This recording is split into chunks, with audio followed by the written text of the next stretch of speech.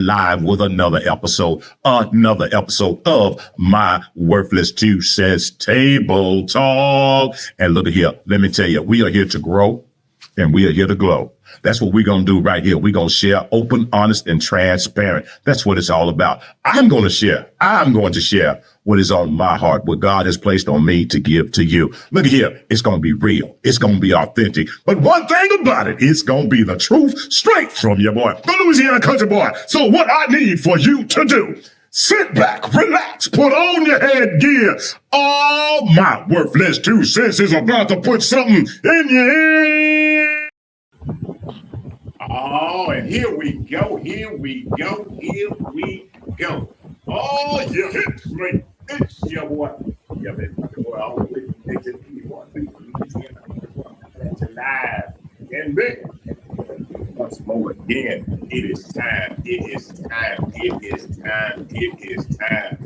time for a little table talk with me. And look at here. Today, I'm not by myself once more again. It's an honor, it is a privilege. I have a fantastic man. When I say fantastic with a capital, fantastic guest that is joining me here tonight. It is an honor, it is a privilege to have her come on board. So look, I know how important your time is. I know how important her time is.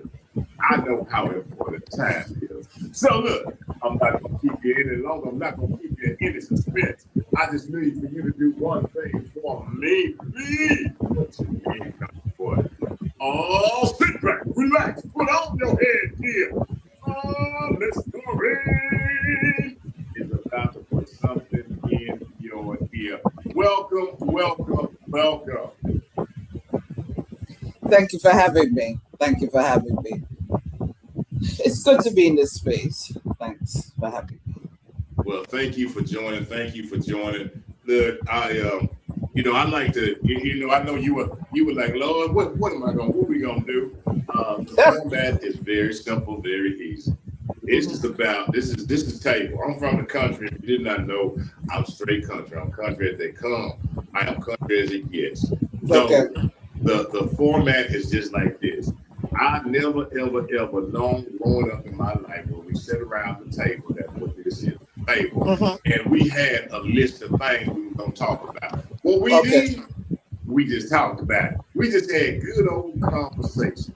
So that's what we're going to have tonight, because what I want you to be able to do is, I want you to tell the people about you. I want you to share your journey, your story from from whence you came to where you are, and why you do what you do. So that's what I'm looking for. So look here, come on with it. Okay. All right. So I think I'm gonna caption it literally in around 3 S's: self, support, and service. In terms of self, I believe I have a strong sense of self. I know who I am. I know why I do what I do. And a lot of that is because of the family I grew up in. My parents, I believe, they weren't perfect, but I believe for how they nurtured me. Right. The church that I grew up in as well, and just how I was very active always in church, and also growing up in school. I guess you could say I was somewhat popular. Looking back now, I'm like, why? But I think maybe because I did okay at school. I sang in a group, both in primary school and in high school, like, in a group choir. And usually when you're singing, people see you. Whether you want to or not, you're seen as the popular one. So, yeah.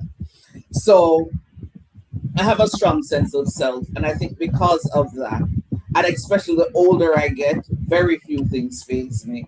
I'm surprised by very few things. It's not that I don't get upset or I don't get ruffled, but I do know the things that trigger me. So because I know the things that trigger me, I avoid those things or those people. Because when you're getting older, you have to protect your peace. Yes. The whole idea of support as well. I believe a lot of us don't recognize. Well, let me before I generalize it. I'm able to do a lot of what I do because of the support that I have. Currently, I'm the chair of the Department of Communications at Northern Caribbean University, which is one of the major universities here in Jamaica. But Okay. outside of that, I still do other things. I manage a team on two campuses, so it's a lot. And I know sometimes people wonder, how do I do all that I do? And outside of that, I also teach. Okay. So I do that because I have some friends that are literally like sisters to me. I've said it to people time and time again. If I didn't have people I could vent to on a regular basis to just ease my mind, I'd be a mad woman. And Mm. I say that without any apologies. So I Yes. think a lot of us need to ensure that we have.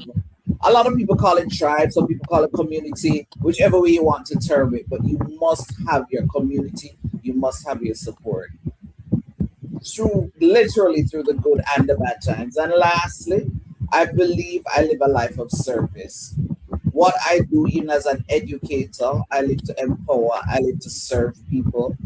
And a lot of that is because of growing up and seeing both my parents, and I'm gonna name them, Lyndon Daly, they're both dead now, and Daphne Daly.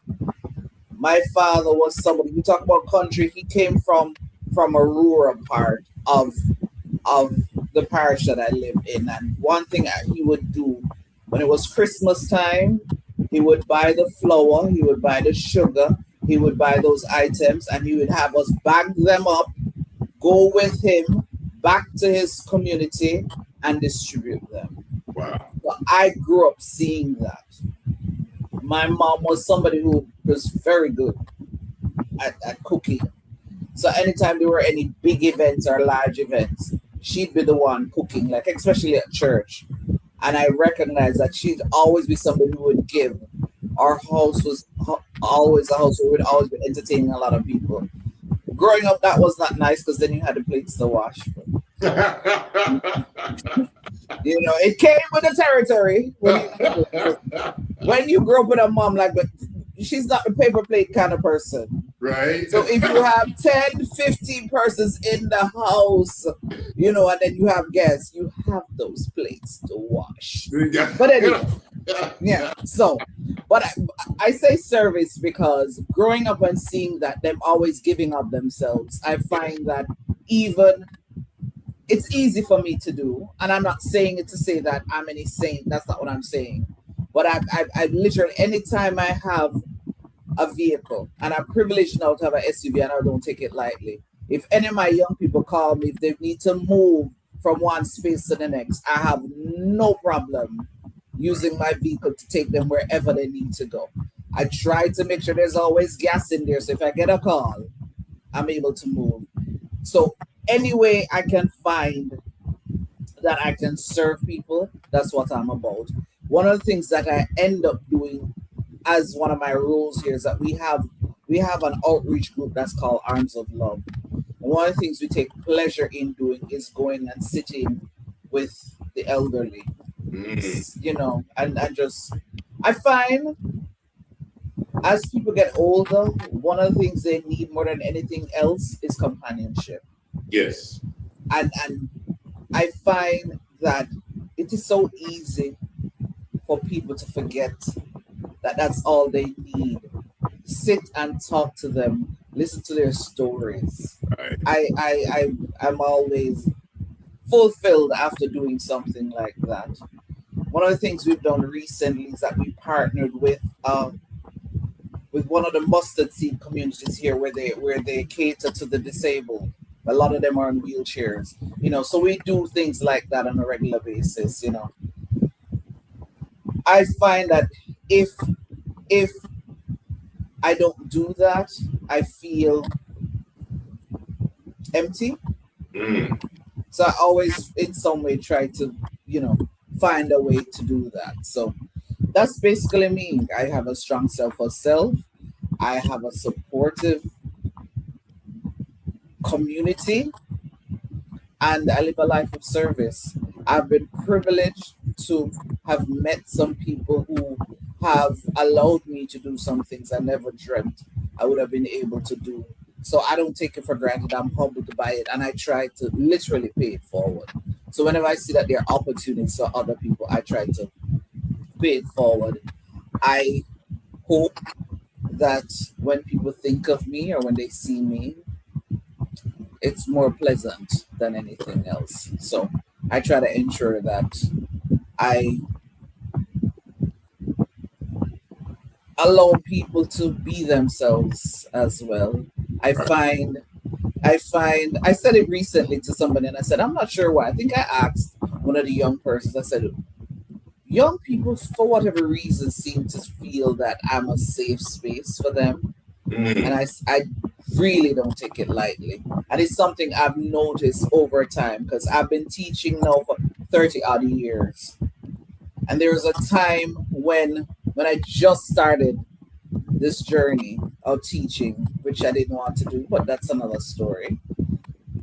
I found that at the end of the day, my office would just be packed with all these young people around me, just chilling. And I remember that the person I was involved with at the time had a problem with it. Years later, now I said, that is own insecurities. Yes. Because it had nothing to do with him.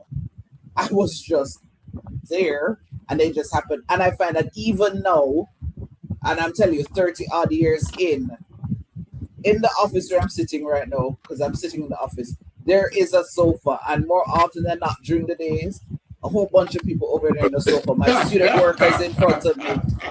And they're talking and they're laughing. But guess what? I am getting my work done. So, so I don't take it lightly. And for those of us who are around young people, and if they feel that you're a safe space, count it as a privilege. Yes. Because our young people want to be spoken with, not spoken to. Yes. Yeah.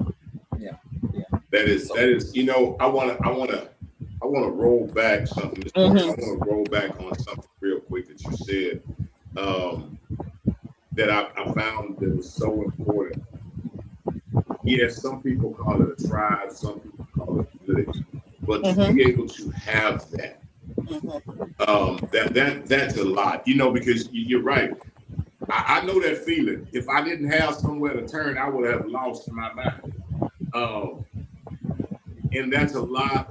I think a lot of people go through that, where they don't have or don't feel like they have, because it's just somewhere in this world now, things are so set up on judgment, and instead of openness, it's set up on judgment.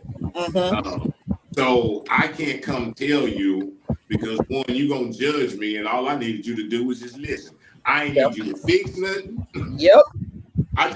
I just wanted you to listen.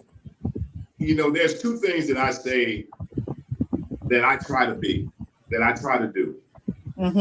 I try to listen and I try to hear. I try to listen to the tone, but I try to hear the words.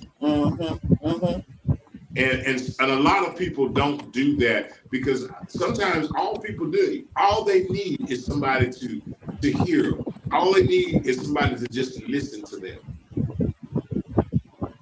Yeah. We get so caught up into just being so busy. And what are we busy doing? For some people, it's money. Yes. For some people, they just love the idea of being busy. Some people, the older I get, it's such a beautiful thing. I don't know why people are afraid of getting older. Because the older you get, there's some things that were just so important before, they really are not, because you recognize that in the grand scheme of things, it's really about the relationships that are going to matter. Yes. The relationship with people and the relationship with God. So when you get caught up in say, oh, I have to do this, I have to do this, I have to buy this, and because I keep, you acquire all these things, which ultimately they're gonna burn, literally, Yes. So one of the things, I got to this point because in maybe 5 years, within the last 5 years, might have been within the last 5 years, I lost track. I had two mini strokes, Mm. and the last one I actually had in this office, and it woke me up in a way that I said, I am not about to try to have a major one. And it's not something you can predict, but you can take steps. Right. And one of the reasons for that is that I saw what strokes did to both of my parents. Right. Not a nice thing. When you see somebody who was always so vibrant and alive get reduced to, I don't know, it's sobering. Right. And having those two mini strokes reminded me that in the grand scheme of things, anything that you're so intense about, or you so so intense about, slow down, because if God forbid something happened to me, somebody else is gonna have to pick it up. Mm. I mean, in the last several years, I've been to so many funerals, and there was a time when you were going to funerals, you're only going to funerals of old people. These days, you're only going to funerals of people who had been sick. Right. That's not happening anymore. People are literally dying like flies. And Yes. and when you think about it, how do you want to be remembered? And if I drop dead, God forbid, soon, I would hope that what people remember about me is that in some way, Miss D or Noreen, something pleasant, crosses their mind. Not Right. this mad rush to be doing and acquiring all of these things. Nah. People probably think sometimes I have a lot of money. No, I don't. But I take pride in making sure that I do things that nurture my soul and, nurture those around me. I'm about living life. Sorry. I'm That's not gonna. I'm not gonna be careless and not save in case of any eventuality. But right. I'm gonna Right. live. And that is it, is to be able to, and you're right at that point. And that's the point for myself personally, is that thing, because it's not about the things that have been acquired. It is about, what are you leaving behind? Yep. What are you showing out to others? I used to say this thing, Miss Noreen. I used to have this thing. I said, when you meet somebody, when you walk away, Mm-hmm. they're going to have two thoughts. The Mm-hmm. first one is, man, I don't ever want to see them again. Yeah. And the second one is, well, that wasn't so bad. I have lived my life to be the, well, that wasn't so bad. Yeah. Yeah. Yeah. Yeah. Yeah. Because when it comes down to it, the people, there's some people when you leave, is it that you would have, you know, seemed as something toxic to somebody, or you would have drained them, or Right, when you right, leave, they say, that was an interesting conversation. exactly. I wouldn't mind seeing that person again. Yeah. Yeah. Yeah. Yeah. Yeah. But the older you get, you're really really about the core though. Yes.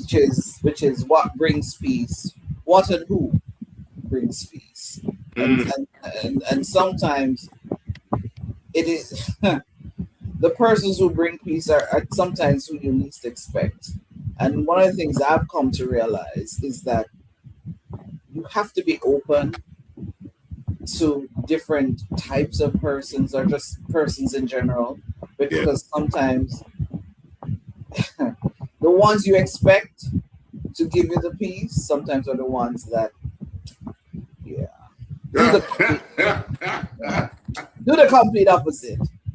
Because I've recognized that even some of our family members are some of the people who we need to stay away from. yes, yes. There's some of my friends who are like family to me, literally are like family to me, and I thank God for them. And there's some family members I stay far from because they're toxic. They are they are they are toxic, and when you, because I'm the youngest one in terms of the youngest girl, and I've found that even if I say something and then my eldest brother says the same thing, you know who they're gonna listen to? Who's that? My eldest brother, not me, even though I'm saying the same thing. For no reason, I'm like, yeah. So guess what? I don't bother to say something. Hmm.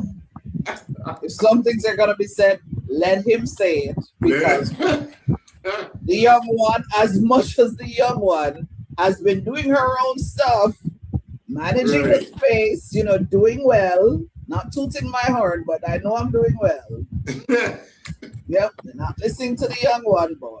And I find that if you, that's why you have to move in different circles. Yes. Because if you stay in the family circle where you're seen as you no matter how old you get, you'll always be seen as a young one. Right. Then some opinions will never ever seem strong enough to be accepted, for one of a better word. I'm just being very general. But in other spaces, yet as you open your mouth or you're in a space where they really just want to hear your opinion to cement something. So it's like, there's a contrast. So if I didn't have a strong self-esteem, I'd end up feeling insecure. Right. And it would mess with that. No, maybe 10, 20 years ago. Right, right. You see, when you get over 50, beautiful thing. I tell people, man. When I had my 50 and fabulous, man, listen, 50 and over, you get to a point where you're just living. You're like, you're going to accept me how I am. I'm just going to live. Right. Like it, pray for me and move on. Amen. Amen. I'm not going to, lose sleep over how some people see me and continue to see me, because that will continue to be your version of me. It's not my version of myself. Yes. So. Yes. Yes. Miss Noreen, I need you to tell you that one more time, because that's the one right there. Yeah, no. There's some people who, regardless of how old you will get or how you will change, they will always have a particular version of you. But what's important is not people's version of you, it's really your version of yourself. Yes. And too many of us allow other person's versions of us to poison, contaminate how we see ourselves. Yes. Stop that. I almost said the word in my mind, and no, that's not right. Right. We need to stop that. But no. Yeah. And I'm in no way, I'm not saying that if you have bad habits, you're supposed to perpetuate them. That's not what I'm saying. And that is why you should always have people around you who will call you out and say, hey, you've been doing this. This is not healthy. This is not, you need to change. But at the same time, be comfortable in who you are. Right. Yeah. And I think that sometimes I've seen it and I've been a part of it. It's, you go back to certain things because of the familiarity, because that's the thing that you find that comfort in it, because, if I go out here and as you said, you have to find these people and those, but you get so comfortable being around these people that you are afraid to stretch and spread your wings and fly, as they say. But because I don't really want to step out there, because if I do this, but you're still, because this thing is familiar, because you've been around this thing. Yep. It's interesting you should say that, because I said it earlier. I'm going to give a little bit of that story. When I was in college, and because I was running away from doing the math course that I had to do, because I hated math, still do, I ended up doing a course called Testing and Measurement, which the education people would do. And I remember in that class, I said, or around about that time, I said, I don't want to teach. really don't want to teach as a career because that's what my mom did. I don't think it's because she had unpleasant experiences, but teaching is something that literally, and here I am because it has happened, the years literally pile on and you don't even realize it. And I also think that people should teach because they want to, not Right. because they have to. Because if not, it impacts, I think, negatively on those that they encounter in a classroom. Yes. So I told myself I never want to teach. I prefer to sit at home and not work. Yeah, God has an interesting sense of humor.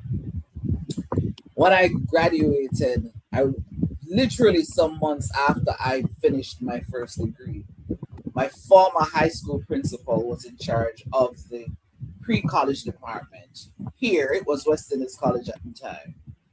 And she asked me if I wanted to teach. I wasn't working. I'm going to say, I wasn't working.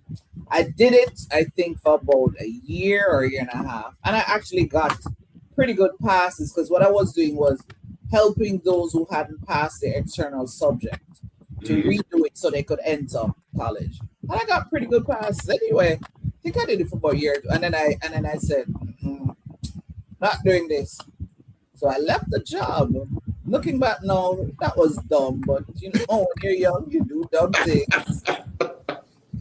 And I was looking for a job, found a job.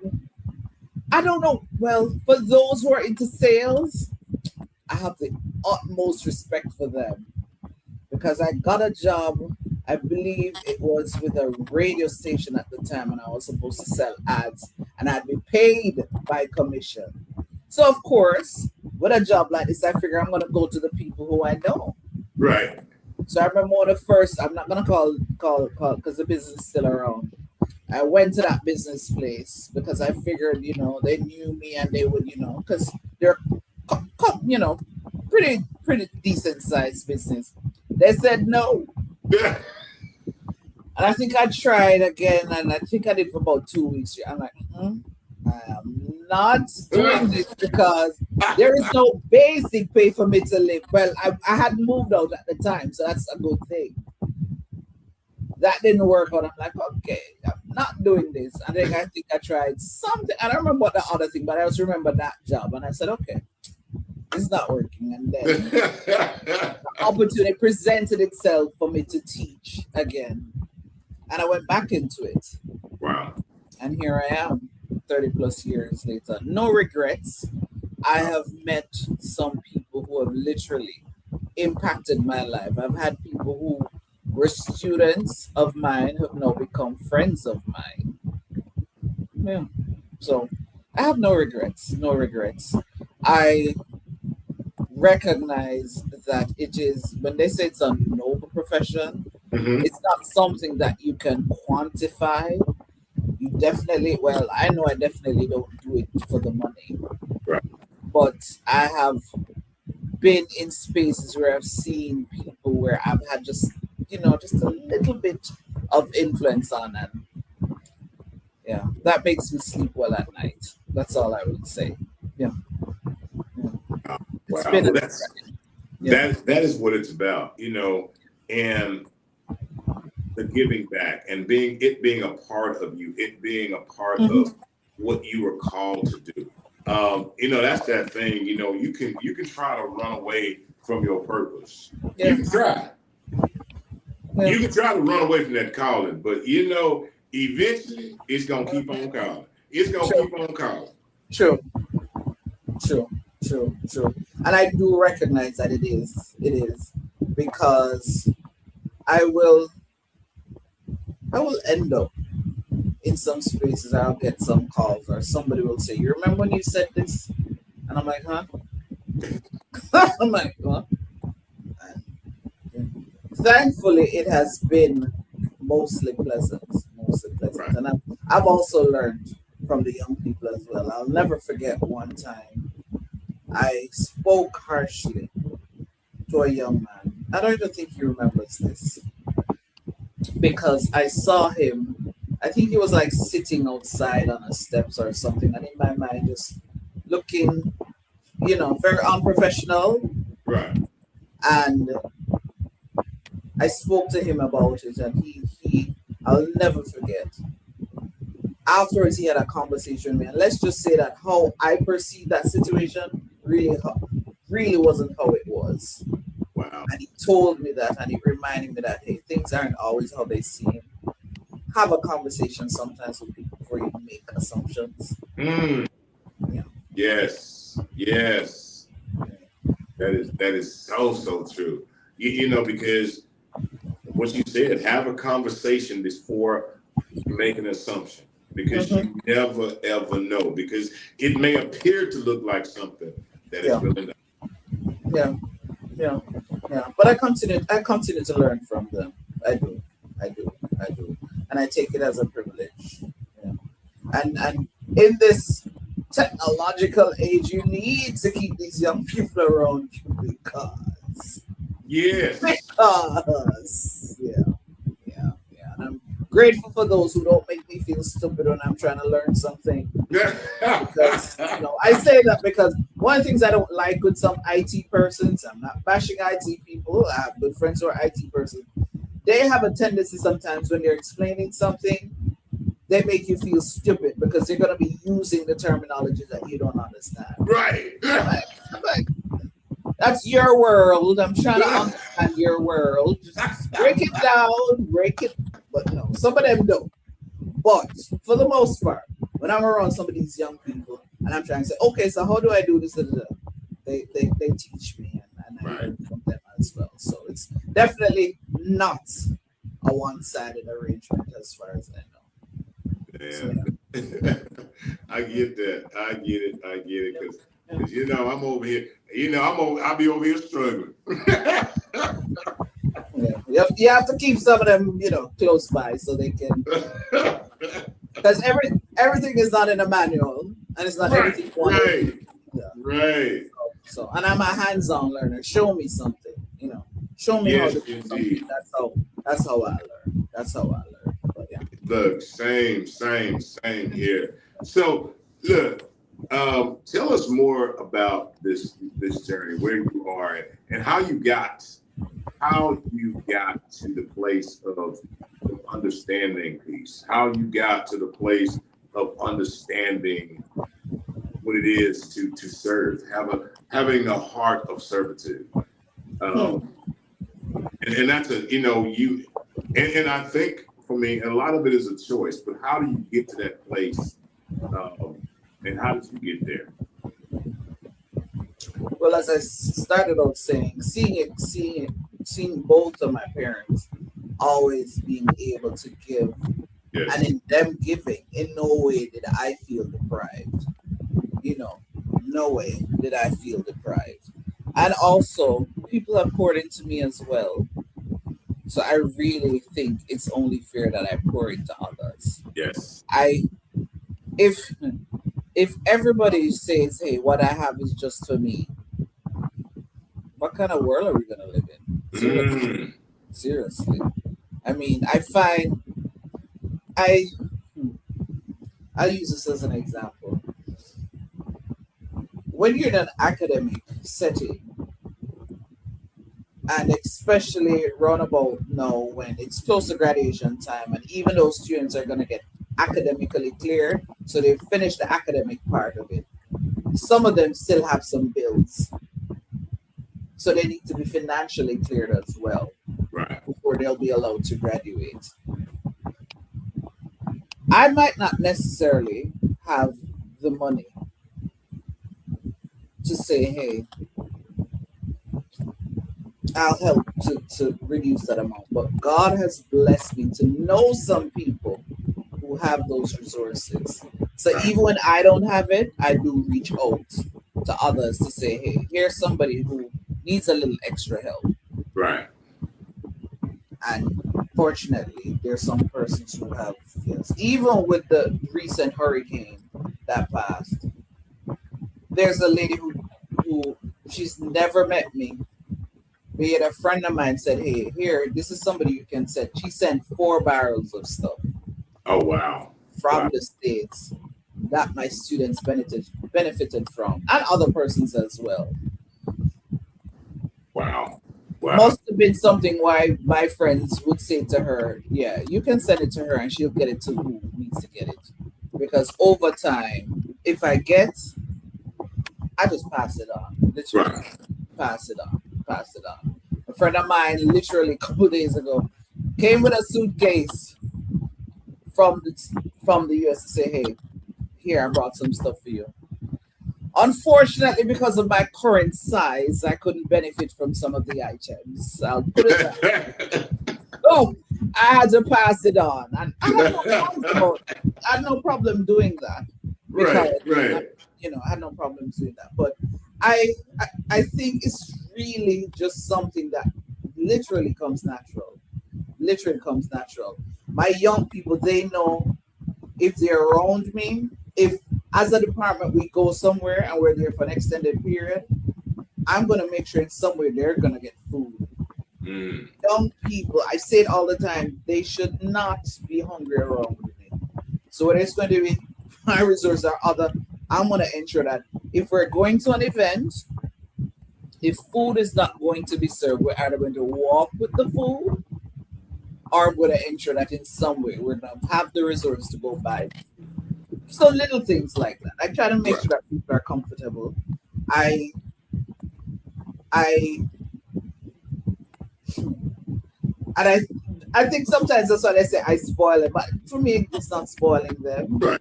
I think if young people are going to, I'm the head coach of the debate team here.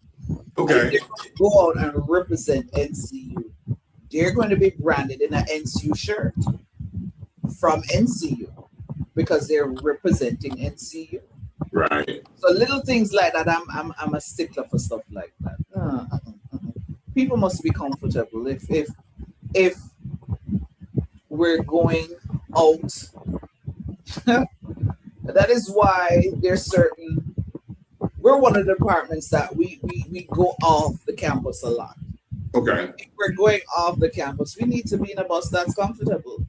If the bus doesn't have AC, the windows should be able to be open. People can be comfortable. So I'm all about making sure that people are comfortable because I have always been around people who try to ensure that I am okay. I'm in a position where I can influence that for other persons. It's my utmost pleasure to do that. It's not a chore. It's not work for me. It's not work for me. One of the things that people will notice that when an event finishes for the department, I'll walk around with a box and pick up the garbage. Wow. I do that all the time. And I have no problem doing that. And if somebody wants to help me, that's fine. If not, that's fine. Because when we leave a space, we're gonna leave it, in a decent manner. So, wow. I think my parents did a good job. I'm gonna think so. Yeah, I'm gonna say they did a pretty good job.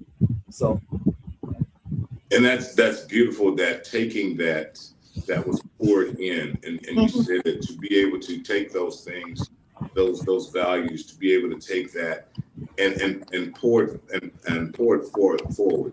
To give it to others, to pour into others, because a lot of times, I've seen it now where people are.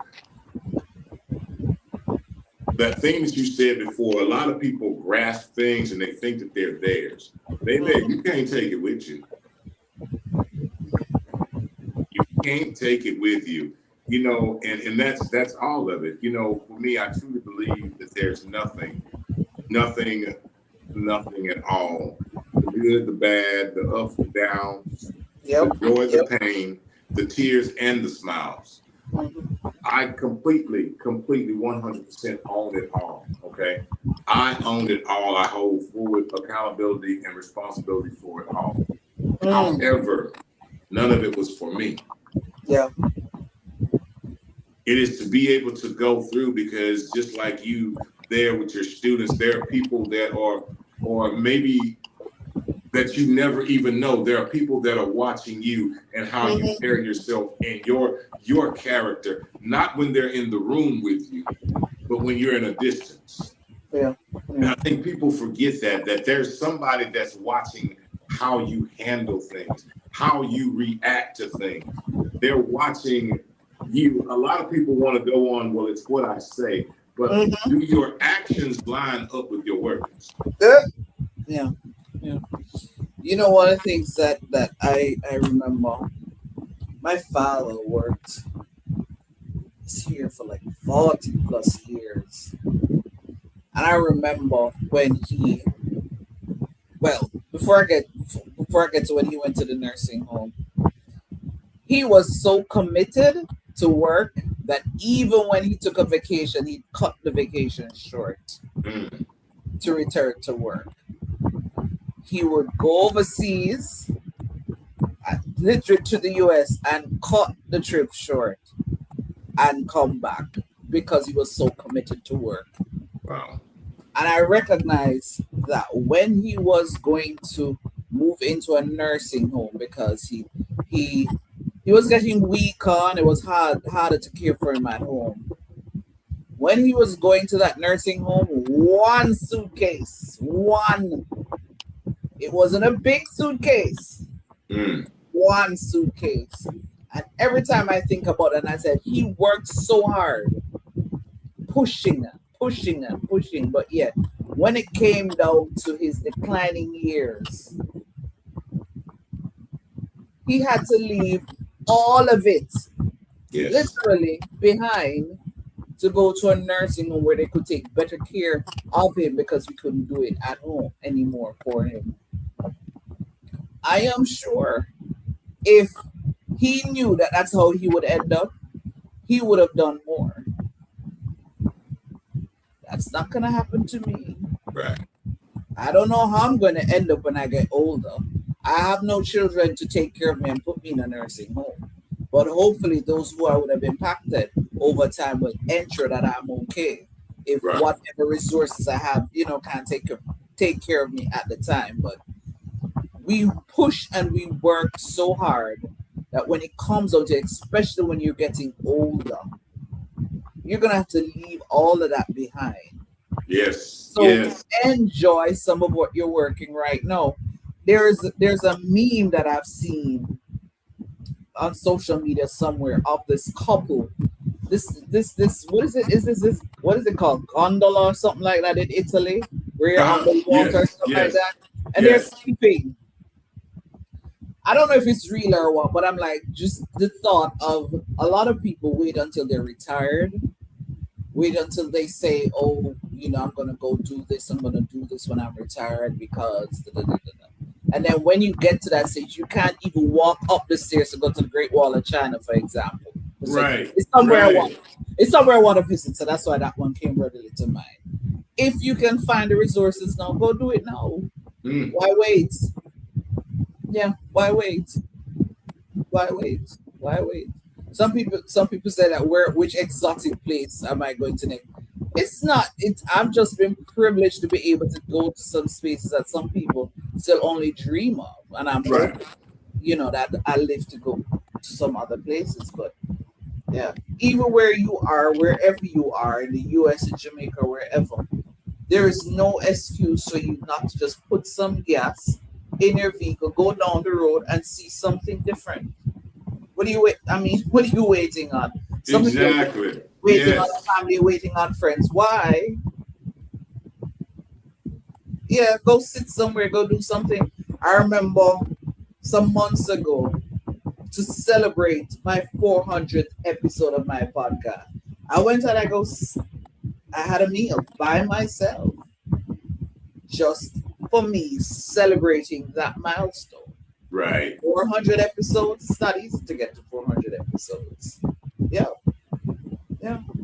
So sometimes we have some milestones that we can celebrate, whatever that milestone is. Yes. Celebrate. Yes. Yep, That yep, is that is yep, so true. You, yep. you you're so right. Why so many people try to put off, well, I'm gonna do this and I'm gonna do this and when that time comes, they're not even able to do it. To do it, to do it. And This, one of the sad things is that a lot of us allow funerals to plan our family reunions. It's at funerals where you say, "Oh, this one I have," you haven't seen them in a while. Yes. We make the time to go to funerals, yet when family reunions are planned, we find excuses not to go. No, Mm, no. One side of that's my true. family is having one in a couple of weeks, and I told myself, I am going, especially since it's a part of the family that I've never met, because it's a side of our family from Panama I have never met. And I said, Wow. I am going. It's not like I have a lot of money, but I took the money out of my account and I am going. Yeah. Yeah. I've had other family members say, "Oh, it's expensive because it's an all inclusive." Okay, I get that. But any event is going to cost money. Yes. Even if it is that it wasn't at all inclusive and it was going to be at somebody's house, you're going to rent a space, who then is going to stand the cost for that? So I'm like, yeah, you don't want to come, yeah, but I'm going. I'm going, and I plan to enjoy myself with Yes. family members I've never met before. So Wow. yeah, it can't be that we in the last another side of my family. I heard another cousin died, so I know that's gonna be a funeral I'm gonna have to go to soon. I'm like, yeah. So we at the end of the day, we will find the time. We Hmm. will find the money to do what we think is important. So it's really up to Yes. you. You're gonna find the money. If somebody's getting married, you're gonna find the plane fare, you're gonna find the outfit, you're gonna find this, and you're gonna go. If there's a family member who you had the utmost respect for and they died, you're gonna go to pay your respects. Fine. They won't know whether or not you're there. I'm just saying, but Facts. you're gonna find the money to go. But yet, if there's a family reunion, you can't find the money to. No, sorry. Right. We all have different priorities in life, so we do what we think and with who we think is Yes. important. Yeah. I so agree. There's a couple things I want to give you the opportunity to touch on because I think Okay. it's important. I want to tell us about your show. Tell us about all the things that you're doing. Tell us about you and your organization. Okay. Let the people know now that we know who you are. Mm-hmm. Show us and tell the people the seeds that you are sowing. Okay. All that I am doing, okay. Everything that I do actually feed into each other. So I started up saying I'm the chair of the Department of Communication Studies. So it's a department where we literally train not just media practitioners, but communication professionals that can transcend different spaces. And one of the things that I'm proud about is that, especially the last several years, we've had a lot of our graduates working in the different government ministries here in Jamaica. So that's because usually it would only be that, oh, if you watch the major TV station, you listen to radio stations, yeah, it's gone beyond that. No. Yes. So as part of that, as I mentioned, that I'm the head coach of the NCAA team. I'm the coordinator for our one of our outreach arms, which is Arms of Love. I'm also the coordinator in the department of a group that's called Platinum Honorees. What that is, that's our senior students who are on target to graduate with honors. So I Right. literally have them for that year, that senior year, just having them in different sessions. So it's not academic. So whether it's, financial literacy, just something to talk about their, physical and spiritual, just different things. So when Right. they're not just bright, but they're well rounded. I That's about it for what I do on campus. Off, yeah, off, yeah, off the campus in my personal life. I have a podcast. It's Okay. called Making It Last. It's about relationships. And that was inspired because of just my fascination with relationships. And I think, especially in a country where I live, if we would take the time to have better relationships, we wouldn't be so aggressive with each other. So that's the thinking behind that. Outside of that, I'm also a host or MC for different events, but I am selective about the events that I host. So let me put that out there. I think one of my favorite events to MC are weddings, though. Yeah, yeah. And I also do communication coaching. So I do one-on-one coaching or I do training. I've been privileged to, do one or two ministries here in Jamaica as well, government ministries. Okay. So yeah, I do that as well. I No, I don't have any church office now. That's deliberate. I used to, but when you hold a church office, it limits you, and you can't get to travel around as much as you want. Right. So, yeah. So everything that I do basically feeding each other. So whatever I do then connects me with the young people. Yeah, yeah, yeah. I think that's just about covers it. Yeah. Wow. That is amazing. That is amazing. And everything that you're doing and pouring back in, sowing the seeds. That's what it's truly about. That's what it's truly about, is sowing the seeds and taking the things that have been put in you and placed in you that you saw growing up, and then just paying that forward. What better way to honor the legacy and the memory of your parents than by doing what they were doing? Man, that is beautiful. That is so beautiful. Before, as we get ready to wrap up here, there's a couple of things that I would love to know. Okay. I told you it ain't nothing but old conversation. Just him with this old boy and tapping. One thing that I will ask you is this: if there was and there is an opportunity to leave a message behind, a message for the future generations and generations to come, what would your message be?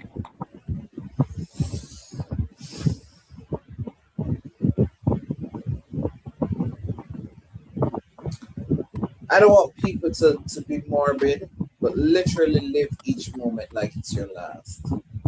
We take a lot for granted and think that we'll always see somebody or we'll always be able to do something. Do what you want when you can. Do more of what makes you happy with the persons that make you happy. When you know the ones that are toxic and will pull from you, avoid them. Yes. And just make the most of each moment. Yeah. That's literally in a nutshell. Make the most of each moment. Wow. Love it.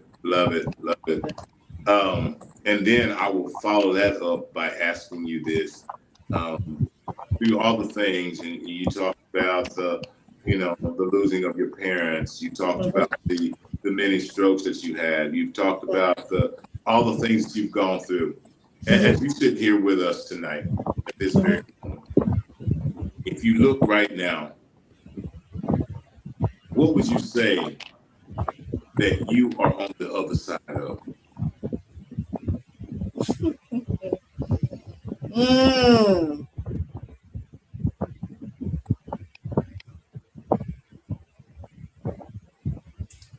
I'm on the other side of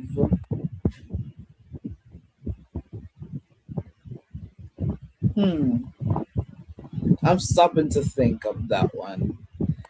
I believe I'm on the other side of the I think the popular way people describe it, the haters. But I think of the bitterness and the bitterness and the ill will of some that have been shown in recent times. Yeah, yeah, I believe I am because I thank them for it because has allowed me to recognize that some who would have been on the journey with me to a point will not continue, and that's okay Right. because there are others who have joined and they're not leaving me at Yeah. all. Yeah, they've made space for better. Yeah. Wow. Amen. Amen. Well, Miss Noreen, I thank you. Before I shut her down, can you tell them, please, please, please, where they can find you, where they can book you, where they can get your book, anything else? My Can you share book. that information? Oh, I'm not an author yet, but somebody has been planting that seed to tell me that I need to write. So yeah. So I'm on Instagram, Noreen Daley Jam. I am on YouTube at No Daily Making It Last. I am also on Facebook. I'm one of those persons. I keep it simple. So you look for Noreen Daley, you'll find me. Right. On my social platform.